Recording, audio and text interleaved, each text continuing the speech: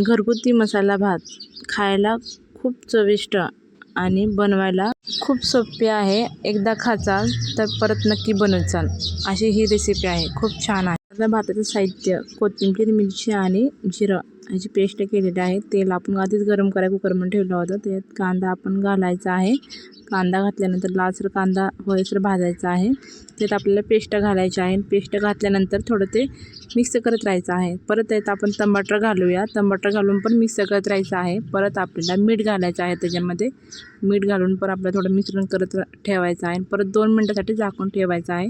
परत हे पहा, त्यात आपल्याला बटाटा घालायचा आहे. परत बटाटा घालून थोडं मिक्स करायचं आहे. परत आपल्याला ते मिक्स झाल्यानंतर परत चुल्या गॅसवर ठेवायचं आहे. फास्ट गॅसवर नाही ठेवायचा. आपण त्याच्यात परत मसाला घालूया. आपण त्याच्यामध्ये मसाले घातल्यानंतर थोडं मिक्स करत राहिलं की आपण त्याच्यामध्ये तांदूळ जे घेतलं होतं आपण ते धुवून घेतलेलं आहे. धुवून तांदूळ त्यात आपल्याला घालायचे आहेत.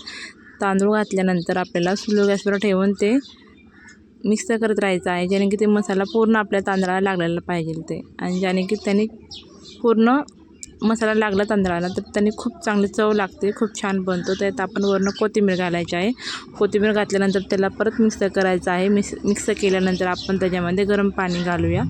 गरम पाणी घातल्यानंतर आपल्याला ते मिक्सन करून ते झाकण लावून 2 ते 3 शिट्ट्या आपल्याला करून घ्यायच्या आहेत. हे पहा, आपला मसाला भात रेडी झालेला आहे. आपण दह्यासोबत कांद्यासोबत ते